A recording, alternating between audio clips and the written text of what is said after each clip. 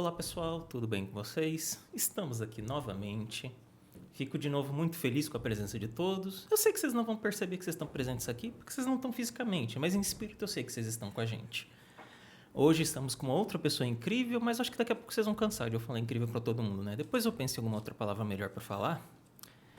Temos hoje o Dr. Felipe, que eu vou querer que você se apresente, porque eu não estou com o seu nome completo aqui hoje, que é médico psiquiatra da infância e da adolescência, com doutorado pela USP, atua atualmente na Essentia, Instituto de Cuidados Interprofissionais para Transtornos Mentais, Desenvolvimentais e Comportamentais. E teremos um tema muito legal: o autismo tratado a sério, muitos ajudando e falando a mesma linguagem. Comigo hoje temos a Lilian. Oi, pessoal. Lília, eu, mãe do Antônio, como sempre, né? A mãe do protagonista. Só protagonista nada, todos somos. E temos hoje o Dr. Felipe, que eu gostaria que se apresentasse. Fala, Antônio. Incrível eu estar por aqui mesmo, cara. Maravilha. Muito obrigado aí pelo convite. Eu me sinto muito honrado em estar aqui com vocês dois. É uma trajetória que... 10 anos. Eu estou junto de vocês e fico muito feliz em agora ver aí esse desenvolvimento desse projeto e tu se transformando nesse Altistar. Adorei o nome, adorei estar aqui, cara.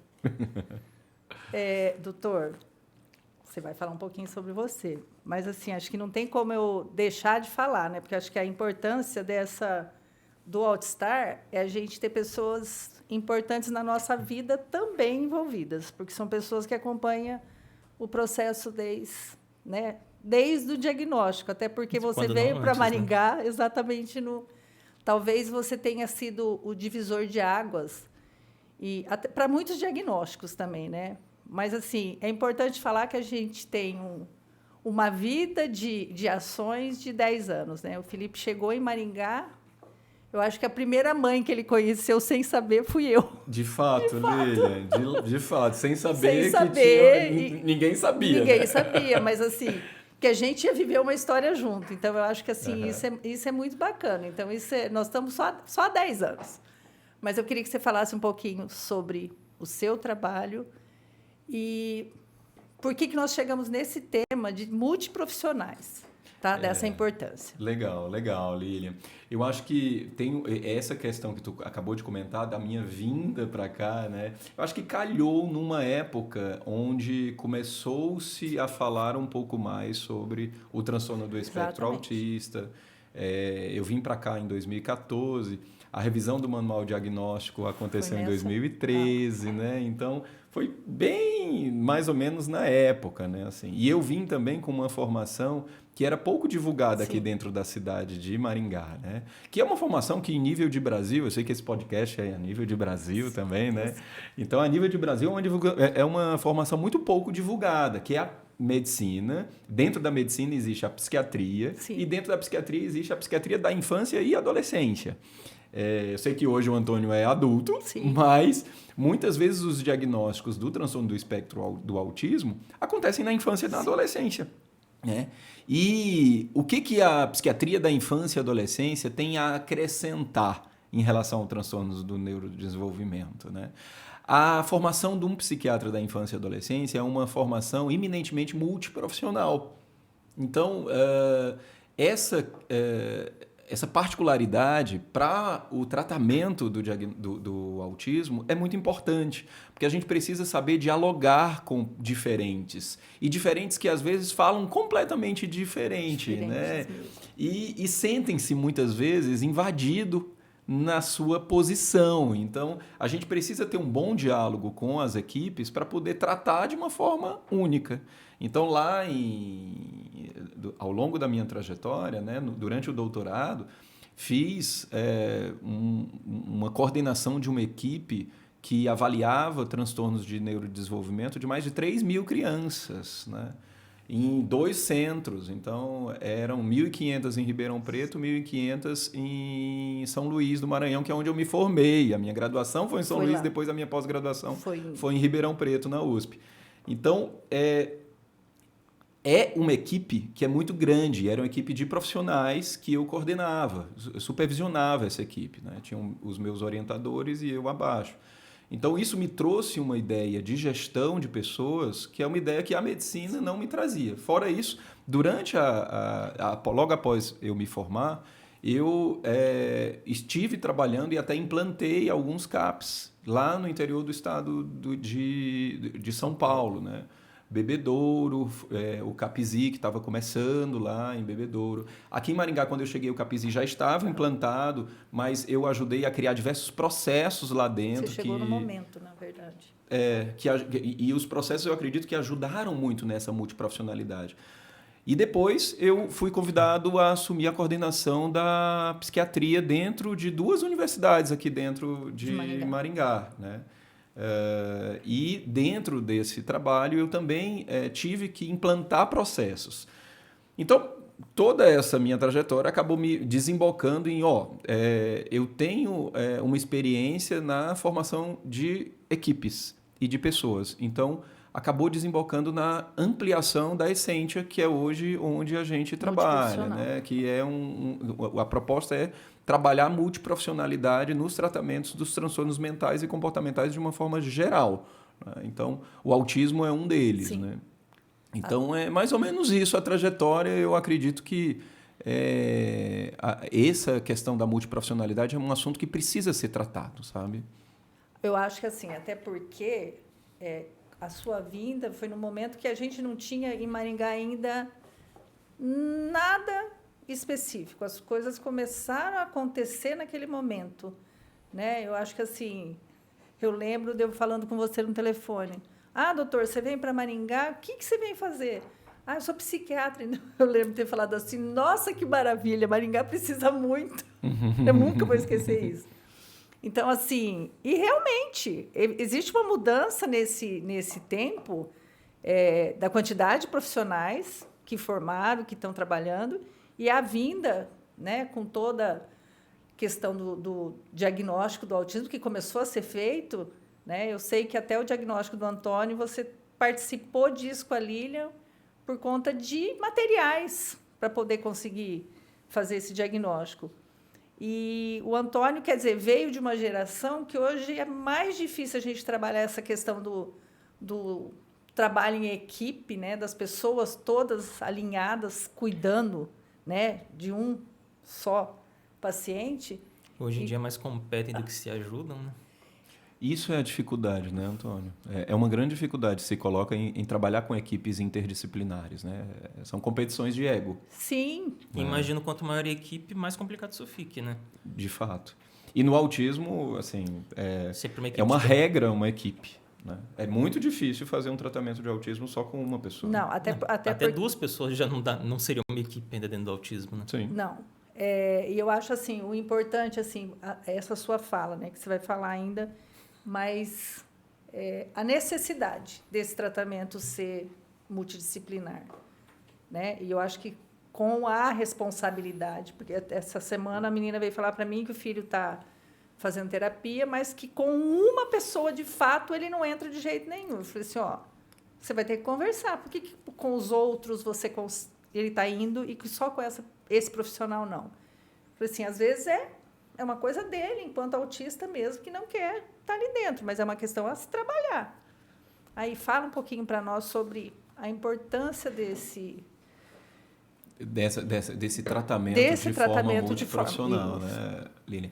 Lilian, até na hora que eu fui pensar sobre esse tema, por que tema trazer, eu pensei que é um tema que eu acho que tu também, profissionalmente, entende sobre gestão, né? Então, acho que a gente aqui pode fazer um bate-bola sobre essas questões de gestão, né? Porque eu vim de uma área que é totalmente... a área da medicina, especificamente, onde foi minha graduação, não fala muito sobre gestão. Quando eu entrei na psiquiatria, eu comecei a ver alguma coisa e hoje eu estou fazendo MBA em gestão médica, né? Então, eu estou conseguindo compreender agora, chegar um pouco mais próximo das áreas que tu já bebe há algum tempo. Né? De administrar isso de uma forma que o resultado final seja... Né, não é lucro financeiro, é lucro, né, da evolução do paciente. Sim, né? sim. Tem que ter, né? Eficiência sim, no tratamento. Eficiência, Né? exatamente. E aí, por que falar sobre isso? Né? Porque o Antônio acabou de falar, né? Existe muitos problemas nas formações das equipes interdisciplinares. E quem está no meio, que é a pessoa portadora de TEA, e os pais acabam ficando muito prejudicados com isso. Né? E muitas vezes eles não sabem o que está acontecendo nos bastidores das equipes. Sim, né? com certeza. E em se tratando de TEA, a gente pensa que é um quadro que é espectral.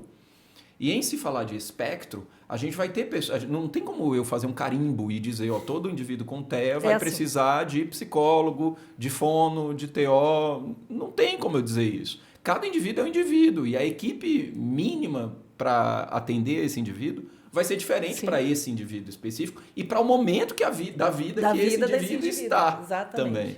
Porque e isso faz parte de um processo de indicar, revisitar a evolução e reindicar. Então, tirar pessoas, incluir pessoas, tirar objetivos, colocar objetivos de tratamento.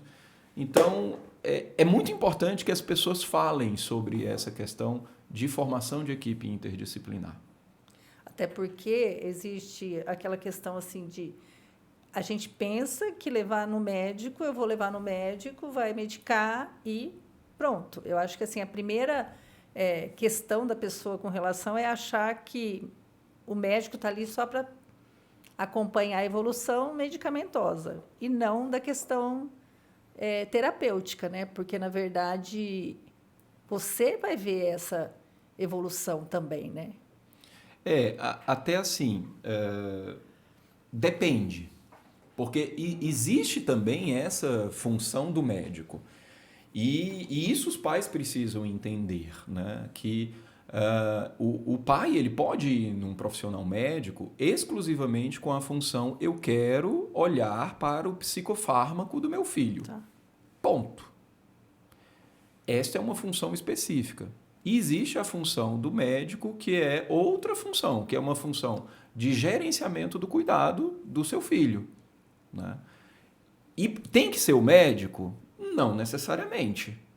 Tem que ter uma liderança. Alguém vai ter que fazer isso. E que eu recomendo que não sejam os pais, nem o próprio indivíduo com portador de TEA.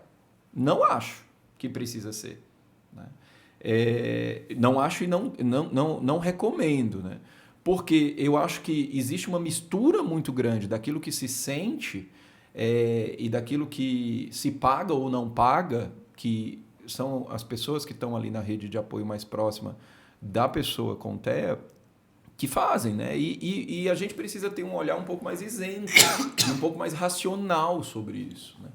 Mas, infelizmente, quem acaba fazendo a gestão de equipes acaba sendo os pais, na maior parte das vezes. Né?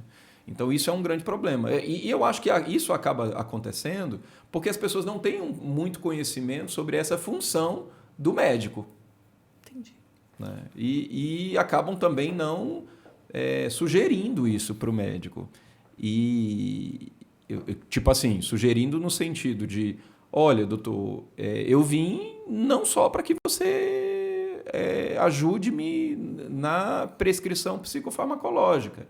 Eu vim também para que você me ajude no gerenciamento dessa equipe. Eu falo assim, eu não tive esse processo, né? Tipo assim, hoje, o Antônio é acompanhado, a gente tem essa liberdade, né, de levar as evoluções e os fracassos, que eu acho que assim, a gente tem que trabalhar com as duas, né? Você potencializa o que é bom e o que é ruim nós vamos trabalhar para ficar bom também. Mas, enquanto pais, a gente pode contribuir de forma negativa. Tá? Estou falando enquanto mãe no sentido de eu posso proteger demais e não deixar meu filho evoluir. E o contrário também, né? Exatamente. Então, assim, ou às vezes eu posso querer tudo, porque eu acho que até a terapia tem que ser dosada. Então, por isso que eu falo assim, a importância desse líder ser o médico no sentido de, vai fazer isso, isso, isso. Aí a gente vai ver o que isso vai dar certo e a gente vai incluindo. Por quê? Existe uma sobrecarga que hoje a mãe, de saber que existe uma terapia nova, ela vai para o médico e fala, eu quero esse tipo de terapia. Eu sei que isso acontece porque eu vejo diversas mães conversando com a outra mãe, eu estou fazendo não sei o que, eu também quero fazer. Então, daí existe uma sobrecarga também de terapia. E muitos grupos, né, de discussão de mães que acaba a partir dali descobrindo alguma coisa nova e só acrescentando, só acrescentando. E aí acaba acontecendo uma coisa que a gente chama de iatrogenia. Iatrogenia é quando você, através de procedimentos terapêuticos indicados, acaba causando um dano para esse indivíduo, né? Então, a gente tem que racionalizar o tratamento dos indivíduos com TEA. A gente tem que ter uma razão. Por exemplo, eu vou incluir ecoterapia, eu tenho que ter a razão de estar incluindo a ecoterapia. Tem um sentido aquilo, né? E o objetivo, a meta. Bom, para eu ter meta, eu preciso ter uma linha de base, né, Lilian? Eu tenho uma linha de base comportamental, por exemplo, quero trabalhar função vestibular dentro do espectro. E a ecoterapia é uma boa indicação para isso. Mas por que eu quero trabalhar a função vestibular? Porque esse indivíduo, ele aparentemente está tendo uma desregulação que foi mostrada por uma avaliação por uma terapeuta ocupacional. Mas a terapeuta ocupacional já está trabalhando isso? Não, ela não está. Então ecoterapia. Mas a terapeuta ocupacional já está trabalhando isso? Tá. Então por que eu vou indicar uma outra coisa sem nem perguntar para a TO sobre isso? Outra coisa, não tentar fazer as coisas sem comunicar toda a equipe, né? Não adianta você tentar inventar novas terapias para os seus filhos, para os pacientes, e não avisar o resto da equipe no que poderia ser feito a respeito daquilo sem ter que começar algo novo, por exemplo, né? Sim.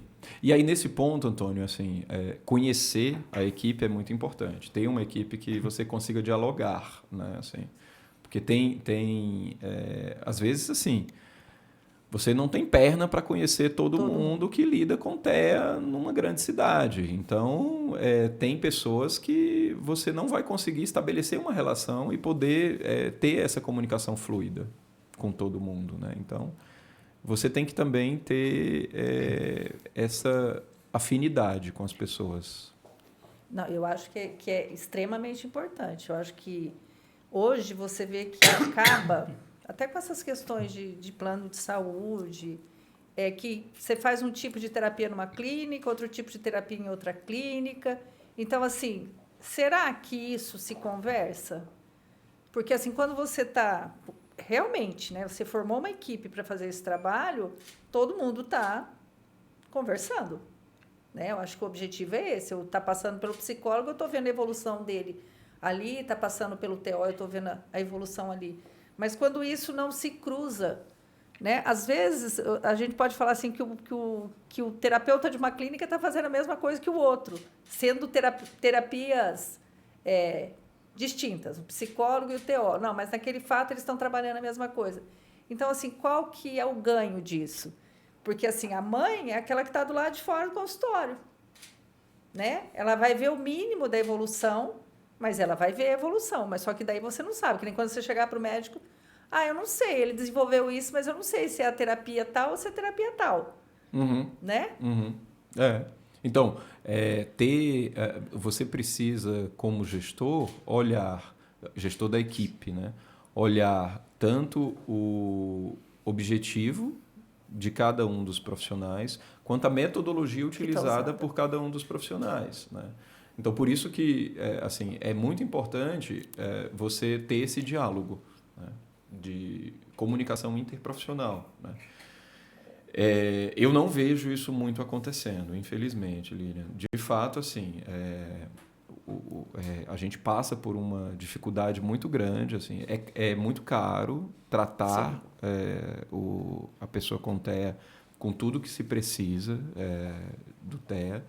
E, além de ser caro, quando você vai para um caminho no Sistema Único de Saúde e nos planos de saúde, os gestores dessas duas instâncias de tratamento ainda não entenderam a necessidade desse gerenciamento da equipe, né? Então, O que eu estou querendo dizer de fato? Assim, dificilmente um plano de saúde vai aceitar pagar o honorário Sim. de um profissional Sim. por ele estar ali, sem o indivíduo ou sem as mães, mas com os outros profissionais fazendo inter-relação de equipe. Sim. O gestor não vai aceitar. Dentro do SUS, eu vivenciei isso durante uma época. Assim, sempre tive muita escuta dos gestores, mas sempre foi um assunto recorrentemente tentado ser tratado enquanto eu estava no SUS. Por que o médico precisa ficar na reunião de equipe? Sim. Porque o objetivo, vendo as filas de atendimento, era que o médico ficasse atendendo. E se você olha só para essa função do médico, você acaba implicando naquilo que a gente falou antes, o médico como um prescritor de psicofármaco. Né? Não é isso que eu acredito que seja a melhor forma. Eu já passei por isso. Né? Tipo assim, eu já levei o Antônio para consulta para pegar receita. Tipo assim, a cada 3 meses ele tinha consulta, eu chegava na consulta, saía com a receita. Chegava na consulta e saía na receita. E porque precisava da receita para o remédio. E não existia até a questão de o que mudou nesses 3 meses. Como que tá? Do mesmo jeito. Só que do mesmo jeito, para mim, era do mesmo jeito com tudo aquilo que estava de errado. Né? Tá do mesmo jeito, nada mudou. E quer dizer, e como que vai mudar? Né? Tipo assim, é claro que a gente não tinha diagnóstico, mas que nem essa fala sua, eu acho extremamente importante com relação tanto a plano de saúde quanto o SUS, é a questão de diferente de você ter uma clínica e você gerenciar os seus profissionais, você está em cima, você está cuidando, é você trabalhar numa gestão onde essa chefia ela muda constantemente. Então, assim, como que você segue um fluxo de trabalho que eu posso hoje estar gestora e falar, quero que seja assim. Daqui a 2 anos eu não estou mais entre uma outra pessoa e vai querer mudar aquilo que talvez uma pessoa que não entenda, que não... E é assim que acontece. Então, assim, eu acho que o prejuízo é da população, em todos os sentidos. Então, aí a gente vê assim, como você trabalhar isso, né, tanto em plano como em... Só que as famílias estão à mercê disso. Sim. Né? Infelizmente, e eu acho que assim, a questão do autismo, principalmente, é que agora a lei até veio beneficiar outras categorias. Então, mas assim, por autismo ter legislação, a gente acaba focando no autista, né? Nessa questão e é o que precisa dessa equipe multidisciplinar. Mas tem outras questões também, né? Uhum. Tem outros indivíduos que também merecem esse cuidado e que também acabam não tendo. De fato. Né? Então, eu falo assim, é uma visão de extrema importância, porque você não está pensando no teu paciente enquanto número. Né? Minha clínica tem 6.000 pacientes. Tá, mas ele entra no teu consultório, você faz a receita para ele. Não, eu tenho uma equipe que está trabalhando a vida desse indivíduo para que, quando ele retorne comigo, eu consiga ver a melhora desse tratamento. Né? Eu acho importante frisar também, Lilian, que assim, eu não sou contra esse papel do médico. Acho que esse papel que tu comentou de prescritor, é um papel do médico. Importante. É importantíssimo isso, né? Porque as famílias precisam, às vezes, disso. E, às vezes, quando você fala de personificação, você precisa olhar para cada indivíduo do jeito que ele é. Né? Então, aquele indivíduo, aquela família, precisa de uma receita, então é isso que eu tenho que dar como médico. Né? Mas, na minha forma de entender atualmente, eu acho que o médico é um recurso muito escasso, sim, em se falando de Brasil, né? E que usá-lo como um prescritor de um remédio que você vai lá e faz um formato, eu acho que é muito pouco. Sim. Né? Então, você estudou tanto. Né? né? Então, Você se dedicar tanto tempo. Quando eu percebo que é essa a função que a família está me utilizando hoje, um dia, eu próprio proponho à família de que, olha, vamos encaminhar para um outro colega que possa fazer isso, que eu acho que não é isso que eu gosto de fazer. Até porque, assim, como que é essa questão, assim, desse comprometimento da família? Porque, assim, você vai perceber isso no ato da consulta, que se a pessoa veio para isso ou se essa pessoa veio, de fato, para... Não, eu preciso dessa intervenção, eu preciso trabalhar isso. Porque, assim, o que nesse momento dificulta que uma família... Porque, assim, a gente sabe que tem as coisas boas e tem os ruins, porque eu acho que a gente, enquanto família, acaba participando mais da questão do dificultar o tratamento, né? No sentido de eu posso ser a mãe que quero tudo para o meu filho, mas eu também posso ser a mãe que não quero nada. Não, meu filho não tem nada, eu vou virar as costas e vou embora. Uhum. Né? O médico está louco. Uhum. Até você descobrir que a louca era você. E isso eu acho que faz muita parte daquilo que tu conversou com a Giovana Creus, que é o luto materno, Sim. né? Você precisa vivenciar esse luto. E nós, como médicos, ao fazer diagnóstico, em muitos momentos a gente percebe que os pais ainda não estão preparados para isso, para poder fazer o diagnóstico. Então, a gente precisa ter essa sensibilidade de, em alguns momentos, ainda não falar. O diagnóstico de TEA não pode ser... em pessoas muito jovens ou quadros muito leves, não pode ser como uma facada que você vai lá e a pessoa nunca ouviu falar de TEA e tem estigmas a respeito do que é o autismo, muito, né? e aí você vai lá como médico e fala essa notícia para o outro e isso daí o paciente ou a família vai sair pior do que entrou. Sim. Um dos princípios éticos da medicina é, primeiro, não prejudicar o outro, né? Então, em muitos momentos, você não deve dar o diagnóstico, mas você deve linkar essa família de que, olha, vem aqui daqui a um mês, pense sobre isso, leia sobre tal material, assiste tal filme. Então, até nas minhas redes sociais eu coloco filmes sobre TEA para poder as pessoas olharem um pouco mais sobre isso e fazerem links, que eu acho que ajuda a desestigmatizar. Um filme, por exemplo, me ajudou com essa questão do meu próprio diagnóstico. Eu lembro que eu tinha assistido aquele filme da Temple Grandin na época. Na verdade, sim. Eu caí de paraquedas no dia, minha mãe estava assistindo no quarto dela, daí eu fui lá e fiquei assistindo um pouco dela. Ela falou que era sobre autismo e tudo mais, eu fiquei acompanhando o filme. Eu acho que já era o momento que eu já estava... Já estava me diagnosticando, né? Tipo assim, eu já estava estudando, né? Já tinha existia suspeita. a hipótese e a gente estava... Então, aí você começa a assistir tudo que... Só que até então era muito pouco, né? Acho que hoje a gente tem mais recurso. E o que você faz quando os pais estão diagnosticando o filho e não contam para ele que está sendo diagnosticado, né? Verdade, Antônio. Eu acho que isso daí é importante. Depende também da fase do filho, né? E eu acho que isso daí tem que ser feito de uma forma bem respeitosa também. Mas entendendo também que, às vezes, o diagnóstico passado para o filho pode entrar como uma facada e pode ser ruim.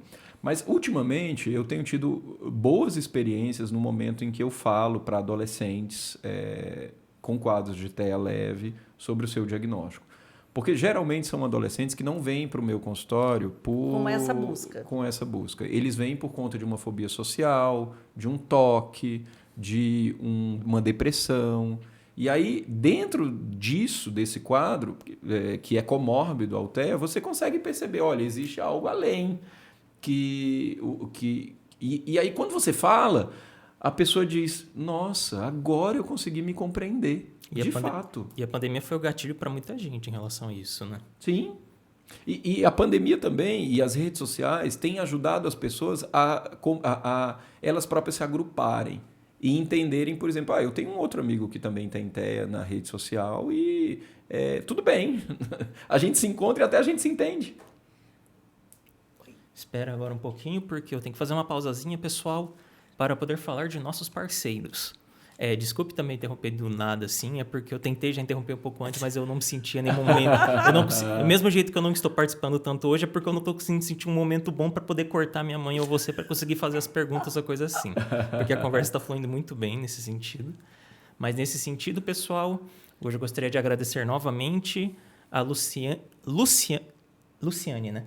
Luciane Colosio de Paysandu, da Colosio Marcas e Patentes, que trabalha na área há mais de 25 anos com o registro de marcas e patentes.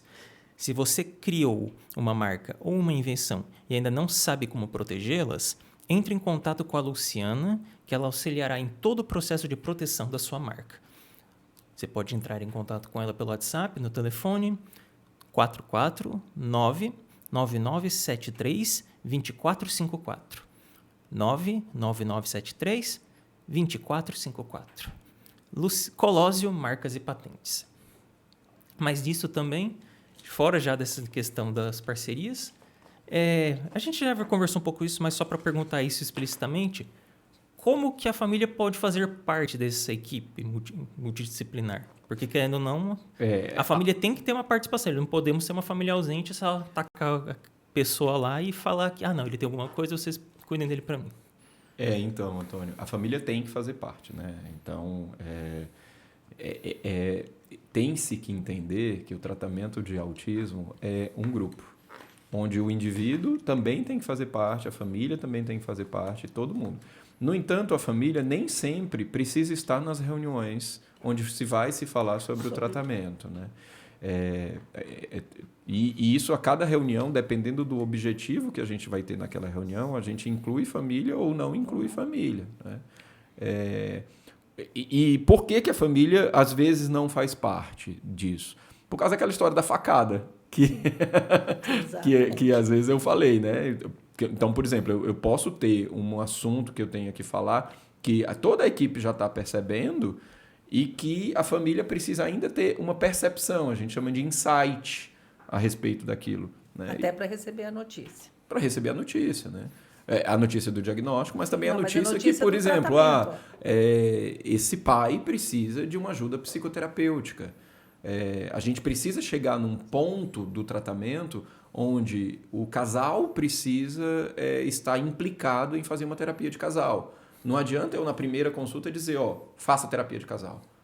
Às vezes eu até percebo uma necessidade, mas eu não falo nesse primeiro momento. Às vezes essa fala nesse primeiro momento vai, contribui negativamente para o resto do processo, né? Uma pessoa que talvez não volte mais, né? O médico interferiu na minha vida e não tem nada a ver com a vida do meu filho. E você, na sua posição, você enxerga com outro, né? Com outro olhar. E entra naquela questão que você já comentou, mas é uma coisa que todo mundo, da mesma forma que na medicina você não aprende a gerenciar uma equipe, normalmente eu acho que independente da área que você vai estudar, qualquer faculdade que você tente, você nunca vai ter uma matéria ensinando de como tratar com outras pessoas, né? Como atender um paciente. Para essa situação de...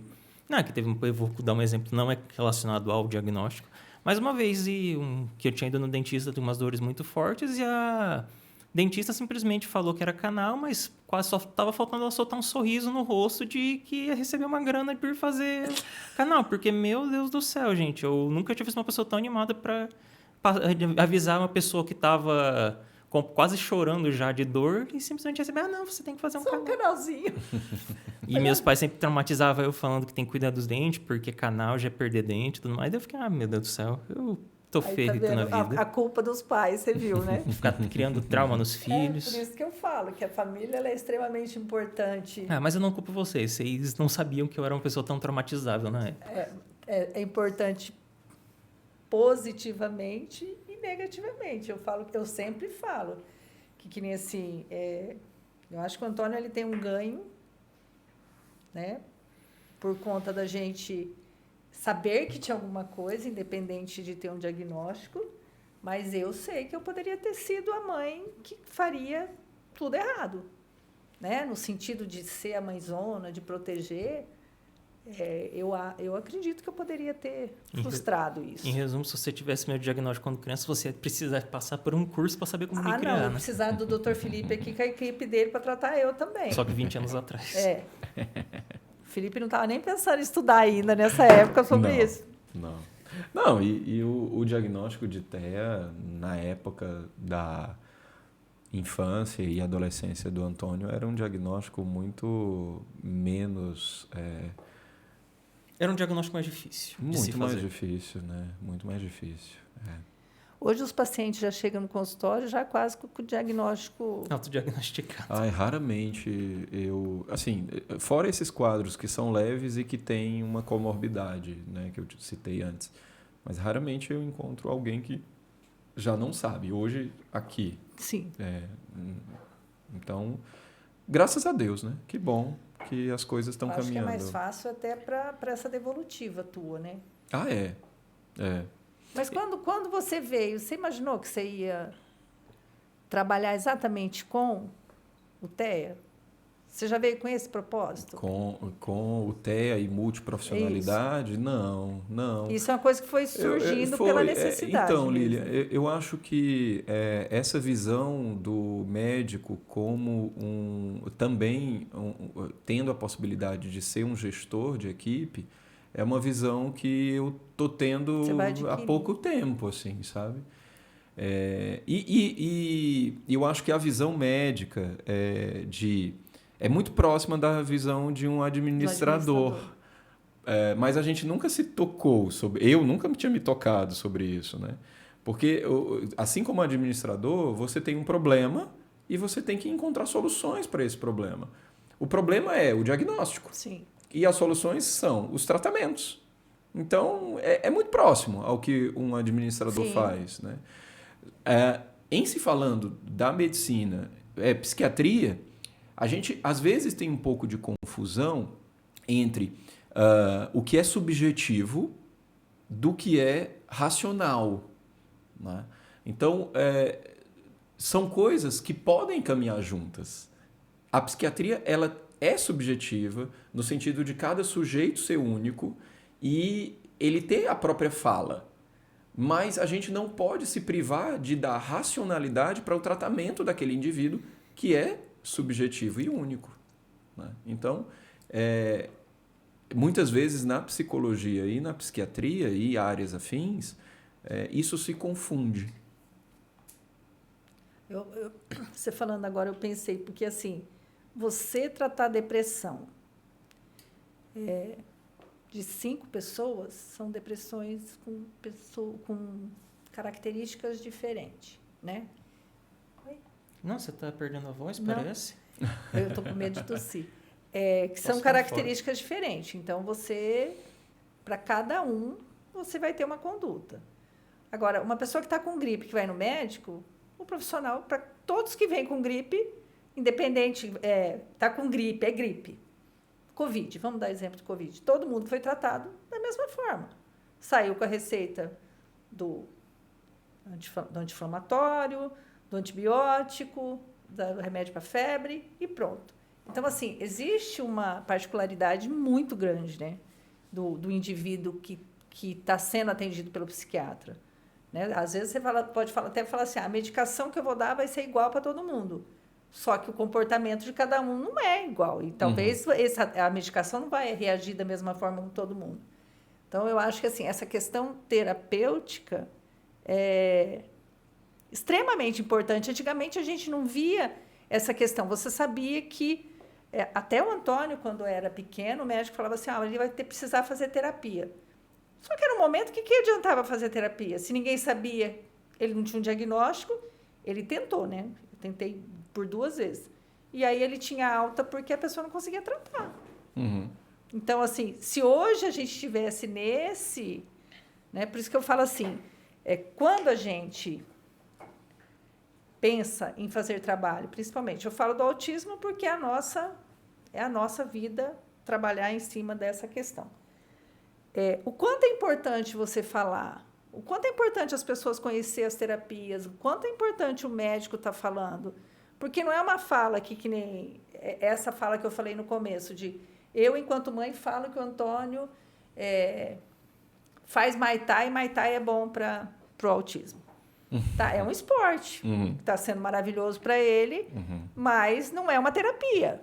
Né? Daí todo mundo vai fazer Muay Thai, porque eu falei que ele está fazendo Muay Thai. Não é isso. Então, assim, mais da gente saber o que, de fato, essas pessoas têm que conhecer e têm que ser tratado, e com essa orientação desse líder, de fato, que você vai jogar a sua confiança, porque é a minha confiança no profissional que vai determinar essa liderança dele, né?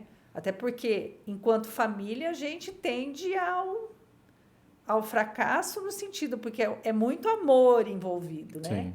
Eu acho que agora eu me lembrei de uma coisa, Lilian, que é assim, uma grande...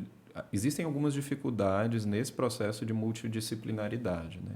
Uma delas é quando existem linhas teóricas e formas de pensamento muito diversas caminhando na mesma equipe para o mesmo tratamento. Nesse momento, um vai numa direção, o outro vai em outra. E a família e a pessoa que está lá no processo de tratamento fica confusa. Então, você falou sobre a questão do Muay Thai como exemplo, me fez lembrar que assim, o Muay Thai, ele não é uma terapia, mas pode ser terapêutico para o indivíduo. Sim. Né? E, às vezes, é necessário que a gente inclua o professor de Muay Thai dentro dessa equipe, porque, às vezes, é esse a figura que vai conseguir conversar com o indivíduo. De outra forma, né? De uma forma que é a forma que mais liga ele, que mais faz sentido. E até porque é a questão social, né? Porque ele está dentro de um ambiente com outro tipo de pessoa. Uhum. Acho que a gente vai ter que fazer propaganda da academia lá daqui depois. Mas comentando essa questão, antes da parte da academia, você falou de conflitos dentro da própria equipe. No meu caso, por exemplo, já estava tendo diagnóstico e o psicólogo que eu estava sendo acompanhado na época como que eu posso dizer? Não acreditava. Ele não via que seria esse o diagnóstico. Ele tinha uma visão um pouco diferente de mim. Eu não lembro certinho quais eram as palavras que ele falou numa das vezes, mas ele realmente achava que o problema era mais meu comportamental do que... Era muito novo, né? Eu acho que linhas teóricas assim. também caminham de uma forma diferente. Sim. Né? E eu também dou uma colher de chá para os psicólogos que me atenderam. Todos vocês que já me atenderam, a gente peço desculpas, porque eu sempre fui aquela pessoa... Eu não sei porquê, mas desde a infância eu tinha uma mentalidade muito estranha e eu acho que para a idade, que eu simplesmente não conseguia confiar no psicólogo. Eu ficava, o que me garante que ele não vai fofocar com os colegas de trabalho dele tudo que eu comentei com ele? Tipo, eu não conseguia gerar um vínculo com o profissional nesse sentido de, não vou dizer uma amizade, mas ficar próximo bastante para conseguir me abrir ou confiar nele para isso. E isso é uma coisa desde a infância que eu tenho, não sei porquê. Então, eu perdoo eles por não conseguirem fazer um acompanhamento ideal comigo por causa disso. E na questão da academia, eu acho que me ajudou bastante também, porque eu também estava... É aquele negócio não necessariamente relacionado ao autismo, mas toda aquela questão que a gente não é só o nosso diagnóstico, né? Eu tinha na época... Eu estava um pouquinho acima do peso por causa da questão também do Covid. Eu estava sem praticar esportes fazia um bom tempo. E era aquilo. Ou a gente não tinha dinheiro na época para ambos, então ou era fazer academia... Ou era entrar em mais um psicólogo, fazer mais uma terapia. Aí ficou, vamos fazer academia, né? Porque daí eu entro em forma e tem toda a questão do bem-estar que praticar no esporte faz, né? Que ajuda a questão de autoestima e tudo mais, não é? E estou aqui hoje. Você está falando também de uma outra coisa que tem a ver com aquilo que a gente estava dizendo antes. A pessoa com TEA precisa estar no centro e podendo também fazer opções. Né? Então, a gente tem que sempre ouvir. Claro, tem idades muito pequenas que não tem como Sim, ouvir. Com certeza. Né? Mas, a partir de uma determinada idade, a pessoa tem que ser ouvida. Né? Porque senão vai ser iatrogênico. Né? Então, a gente falou estava falando sobre então, os fatores que podem dificultar. Né? Então, essa questão de linhas teóricas muito diferentes... Pessoas que não sabem se comunicar com outras pessoas também é algo muito difícil de lidar e de se colocar na equipe. E, às vezes, a gente, como gestor de equipes, vai tendo que encontrar padrões de pessoas que estão na área tratando e algumas a gente acaba não mais podendo estar juntos, porque a pessoa não consegue se comunicar muito bem conosco, né? Eu acho que a questão financeira também é uma grande dificuldade na formação de equipes multiprofissionais, que de fato é muito caro trabalhar com tudo isso, né? E... Só pensar que o exemplo do ABA, eles falam que o ideal seria 40 horas semanais. Imagina você bancar 40 horas de um profissional por semana. De fato, é caríssimo, né? É caro para o indivíduo, para a família, é caro para o plano, é caro para o SUS, é caro de todas as formas, né? Então, uma coisa é você fazer essa indicação num país que tem muitos recursos como os Estados Unidos e comprovar a validação disso lá. Outra coisa é adaptar aqui para o Brasil, né? Então, a gente tem que fazer uma flexibilização a respeito disso. E aí a gente tem que se interrogar, será que o ABA, em um formato menor. Com menos carga horária, vai ter a mesma eficácia? Não sei, né? Alguns casos, sim. E, de fato, é uma das terapias que mais é indicada para o quadro de TEA. Né? Então, e outros fatores que são muito importantes naquela questão que eu estava comentando sobre fatores que podem agir negativamente, ser desafios, né? Quando tem pessoas dentro da equipe que são muito implicadas emocionalmente com o quadro. Com envolvimento. Um envolvimento emocional muito grande. Por exemplo, tem uma pessoa da equipe que é um psicólogo que é de dentro da família. Isso pode atrapalhar a equipe. Ou que é pouco implicada com o processo. Então, é um profissional que tem uma agenda muito cheia ou que o plano não deixa nenhum espaço entre um paciente e outro e que não consegue refletir, não consegue fazer uma reunião de equipe. Isso pode dificultar, de fato, o tratamento. Rebeca não pode ficar na equipe, né, mãe? Não, com você mais não. Vocês são muito próximos. Fiquei muito amigo da minha TO. Quem que tá lá com a sua TO lá? Vai lá. Dá um abraço pra ela por mim que eu tô com saudade. Ela tá de atestado, né? É verdade, ela tá grávida de novo. Mas eu não sei se isso daí pode ser divulgado. A gente recorta aqui depois. Depois pergunta pra ela. A gente recorta aqui depois qualquer coisa. A gente recorta, Não, ela já anunciou, tadinha. Já? Já, viu? Mas assim, você falou dessa questão... eu vou usar outro termo porque talvez eu não vou saber falar a palavra certa. De questões de abordagens, né? De diferentes tipos de abordagem no tratamento do TEA. Aí você vê que a pessoa começa com uma abordagem, aí, assim, ela não vê evolução, ela muda para outra. Qual o prejuízo disso? Muito, né?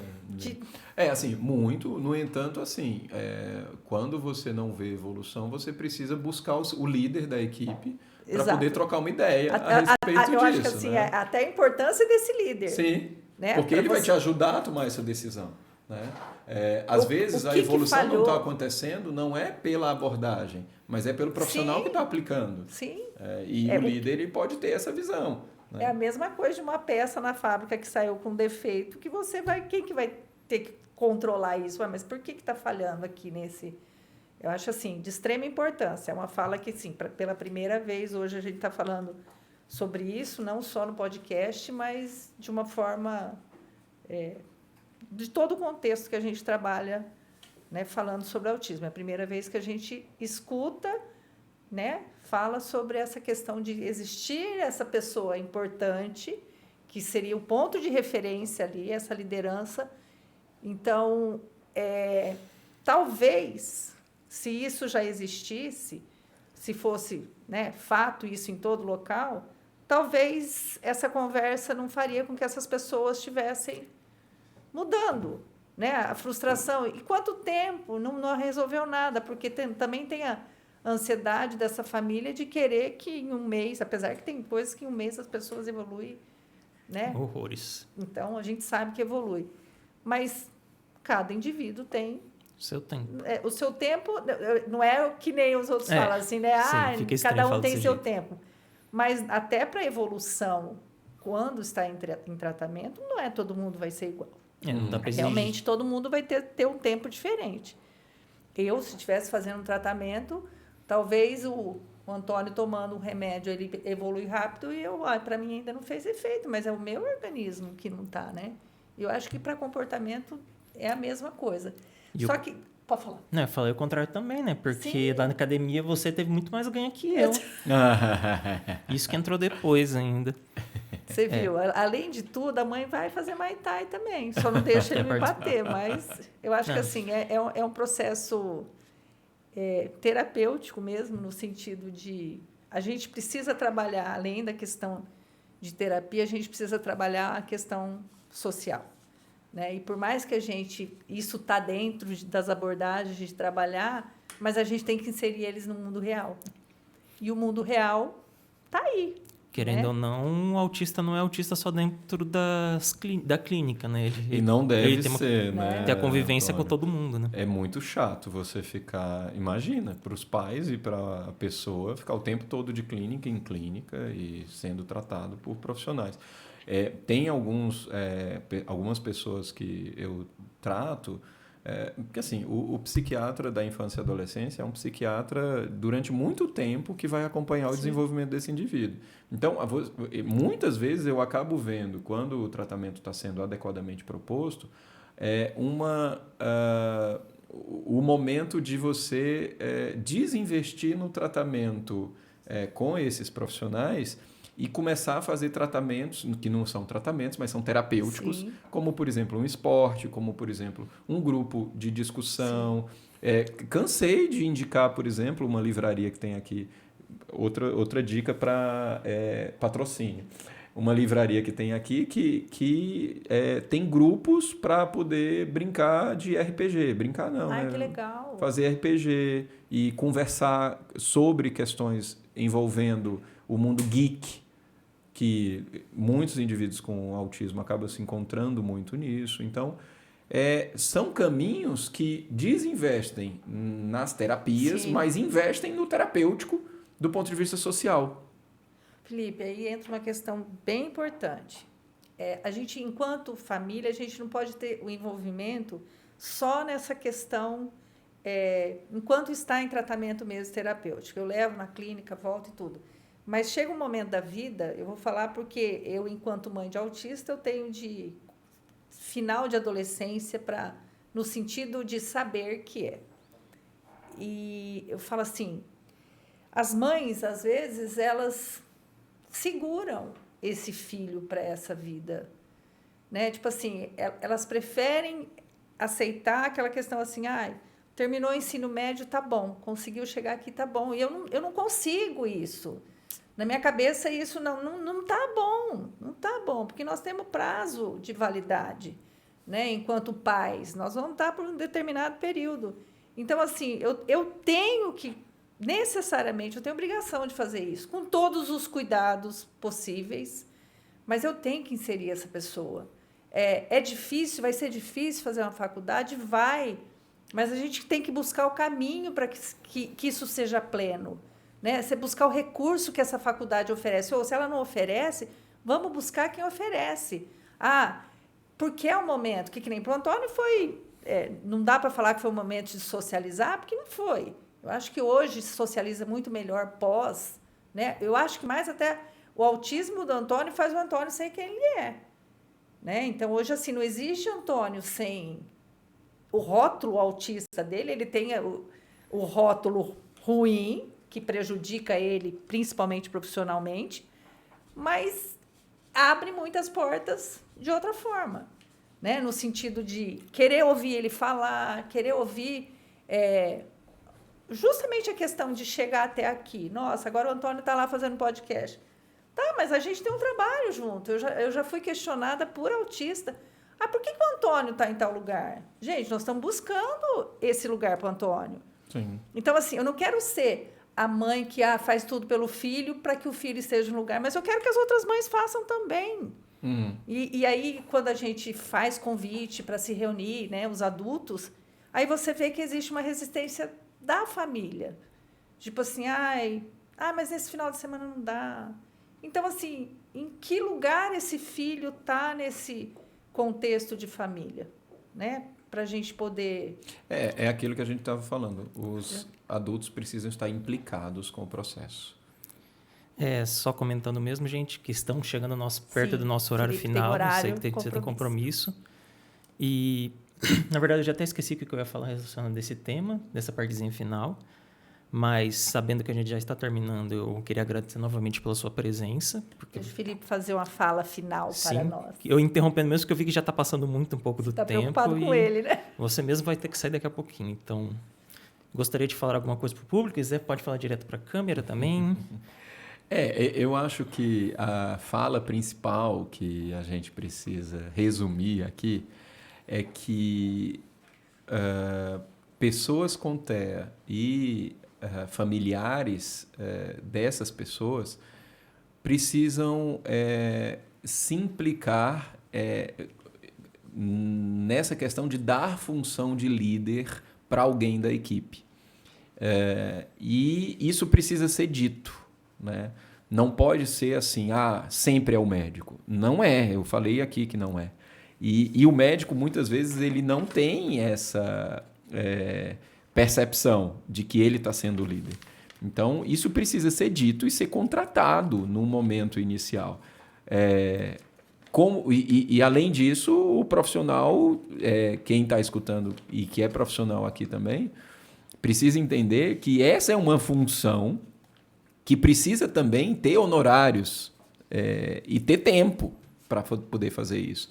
Não dá para ser entre uma consulta e outra, né? 15 minutinhos. Então, eu queria deixar esse recado, que é uma coisa muito pouco falada, mas que precisa ser divulgada. Felipe, eu não tenho como agradecer. Você sabe o quanto isso é importante na nossa trajetória. Eu acho que você conhece a história desde o início. Tá? Eu agradeço a Deus por você fazer parte desse processo. Talvez há 10 anos atrás a gente não soubesse que a nossa vida ia, né, seguir rumos tão próximos, né? Feliz com cada conquista sua. Você sabe que eu torço por você imensamente, por você, pela Giovana. Dá um beijo nela, nas crianças. Então, assim, estamos juntos aqui. O que der, quero que você volte para a gente falar novamente daquilo que você quiser falar e daquilo que você achar importante. Porque a gente precisa de falas importantes e precisamos de falar sobre aquilo que ninguém fala, né? E eu acho que aqui é um momento propício para isso. Ideal. Porque, assim, normalmente a gente escuta a fala que se fala todos os dias. E essa fala de todo dia, ninguém quer ouvir. Então, nós temos que te falar daquilo que ainda não foi falado. Então, assim, muito obrigada pelo presente de você estar aqui hoje. A véspera do meu aniversário, obrigada. Ixi, mas agora as pessoas vão saber que dia que a gente está agendando e que a gente está gravando. Ninguém sabe que dia que é meu aniversário. Mas é isso, pessoal. Antes de sairmos, eu lembrei o que eu ia falar antes. Minha mãe comentou a respeito de me prejudica profissionalmente, não porque ele me atrapalha no meu trabalho no sentido da qualidade do que eu faço. Mas que tem pessoas que, infelizmente, veem, ele é autista, ele não vai saber fazer o que eu preciso, ele não vai ter qualidade no trabalho. E sim, gente, acontece que tem pessoas que realmente têm, às vezes, uns pensamentos diferentes desse jeito, que às vezes está buscando ajuda para, às vezes, o melhor para os filhos delas, mas não confiam em outro autista por ser autista. Então, o que a gente pode pensar da confiança dessa família, dessas mães e pais nos próprios filhos? Vocês não confiam em outros profissionais que são autistas. Mas nessa, muito obrigado a todos. Agradeço novamente ao Dr. Felipe por estar aqui, a Colósio Marcas e Patentes por nos apoiar e a minha mãe por estar sempre comigo. Se inscreva no canal. Se inscrevam no canal, nos acompanhem em todas as redes sociais, que estamos...